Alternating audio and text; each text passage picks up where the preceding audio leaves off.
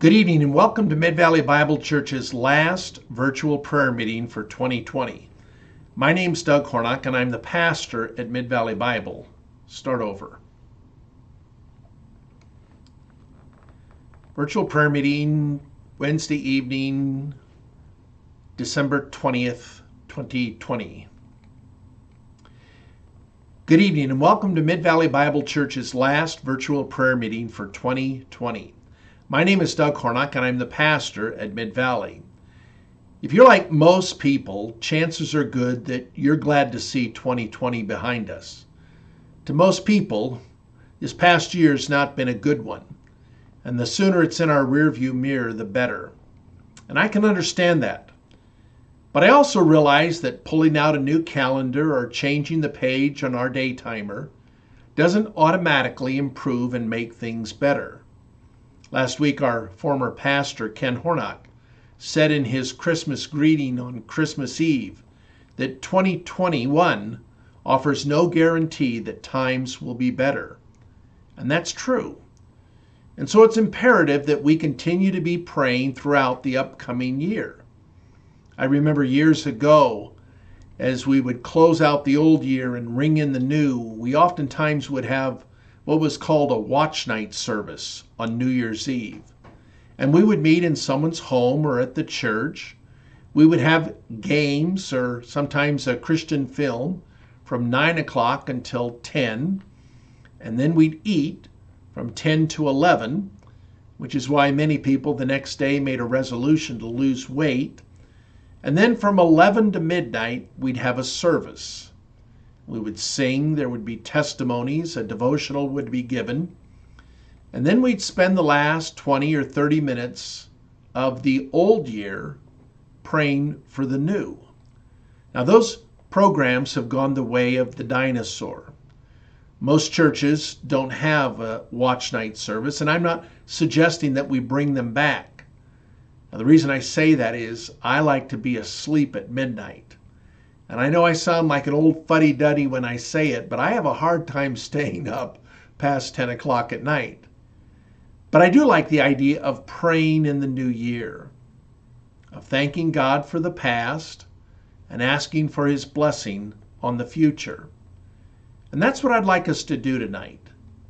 But before we do that, I want us to touch base on a few things related to praying from Psalm 5, which is a psalm written by David. And as you go through that psalm, it's a wonderfully instructive passage of Scripture related to this whole matter of prayer.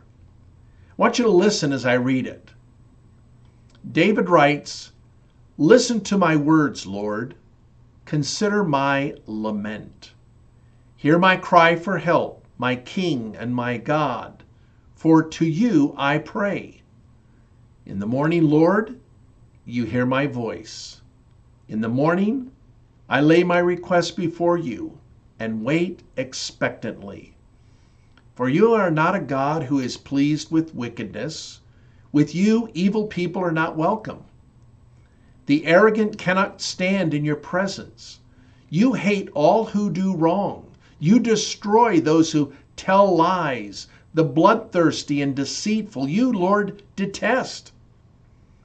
But I, by your great love, can come into your house. In reverence, I bow down toward your holy temple. Lead me, Lord, in your righteousness. Because of my enemies, make your way straight before me. Not a word from their mouth can be trusted. Their heart is filled with malice. Their throat is an open grave. With their tongues they tell lies. Declare them guilty, O God. Let their intrigues be their downfall. Banish them for their many sins, for they have rebelled against you. But let all who take refuge in you be glad. Let them ever sing for joy. Spread your protection over them, that those who love your name may rejoice in you. Surely, Lord, you bless the righteous. You surround them with your favor as with your shield." Now, that, as I said, is a wonderfully instructive psalm related to the whole matter of prayer. And I want to point out just 10 things ever so quickly from this psalm that ought to help us in the new year. The first is David was a man of prayer. Whether he was in turmoil or triumph, whether he was in pain or prosperity, David was a man of prayer, and nothing was off limits or too trivial, because nothing is beyond the power of God. Prayer for David was the first, middle, and last thing that he did. Second, David prayed aloud. And I want to encourage you, if possible, speak your prayers aloud. It will give substance and shape to your request. Third, not only did David pray aloud, he also prayed silently. In this psalm, David talks about his groanings and sighs. He talks about words that are uttered silently from the heart. Fourth, David prayed passionately. He says, God, I want you to listen. I want you to hear my cry for help. Fifth, David prayed confidently. He calls God my King, my God. David was an alien or a stranger or an enemy of God.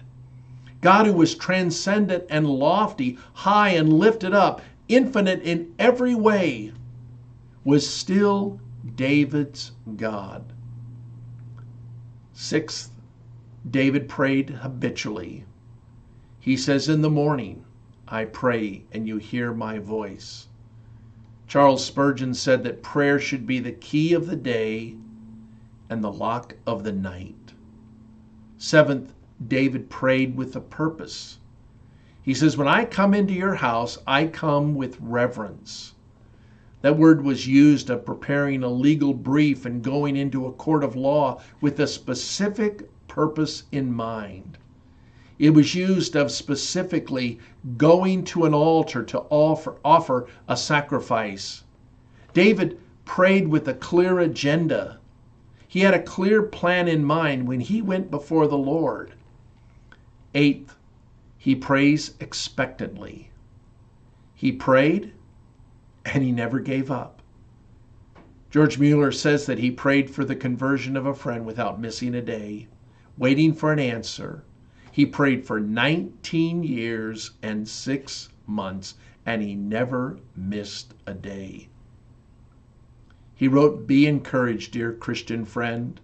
With fresh earnestness, give yourself to prayer.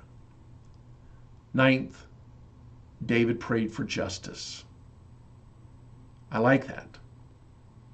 David says, God, I want you to deal justly with the arrogant, with liars, with deceitful people, with the bloodthirsty. David wants the wicked punished. They deserve divine wrath. And finally, David prays with joy. He says, let all who take refuge in you be glad. Let them ever sing for joy. Spread your protection over them, that those who love your name may rejoice in you. Let's remember, as we approach the new year, that prayer is a win-win situation for the believer. And so as we approach 2021, let's make prayer a high priority. And so with that before us, let's now go to prayer.